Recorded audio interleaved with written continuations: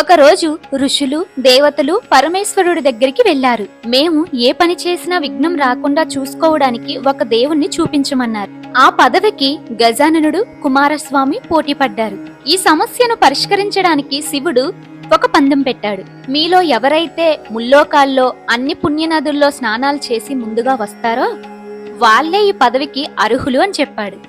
దానికి అంగీకరించిన కుమారస్వామి తన నెమలి వాహనంపై ఎక్కి వెళ్లిపోయాడు.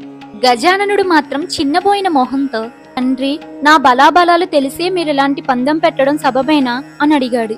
శివుడు చిన్నగా నవ్వి వినాయకుడి చెవిలో నారాయణ మంత్రం చెప్పాడు. కుమారా, ఇది నారాయణ మంత్రం.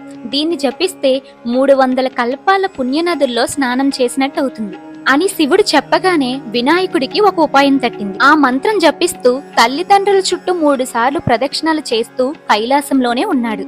కానీ కుమారస్వామికి ముల్లోకాల్లో ఉన్న అన్ని నదుల్లో ఏ నదికెళ్లినా అప్పుడే వినాయకుడు స్నానం చేసి తనకి ఎదురొస్తున్నట్టు కనిపించేవాడు.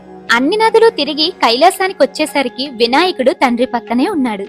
అన్నని తక్కువ చేసి చూశాను అనే అహంకారానికి కుమారస్వామి చింతించి, తండ్రి, అన్నగారి మహిమ తెలియక నేను ఏదో అన్నాను, నన్ను క్షమించి అన్నగారికి ఆధిపత్యం ఇవ్వండి అని కుమారస్వామి అన్నాడు. ఆ విధంగా భాద్రపద శుద్ధ చవితి నాడు గజాననుడు విఘ్నేశ్వరుడు అయ్యాడు. ఈ కథలు మనందరికీ తెలిసినవే. కానీ ఈ కథలు తెలియని చిన్నపిల్లలకు ఈ కథను వినిపించండి. వినాయక చవితి రోజు పూజ చేయకపోయినా ఈ కథ విని పుణ్యం దక్కించుకోవచ్చు. వీడియో నచ్చితే లైక్ చేయండి, మీ ఫ్రెండ్స్ అండ్ ఫ్యామిలీకి షేర్ చేయండి, ఛానల్ ని సబ్స్క్రైబ్ చేసుకోండి. నేను మీ జాను.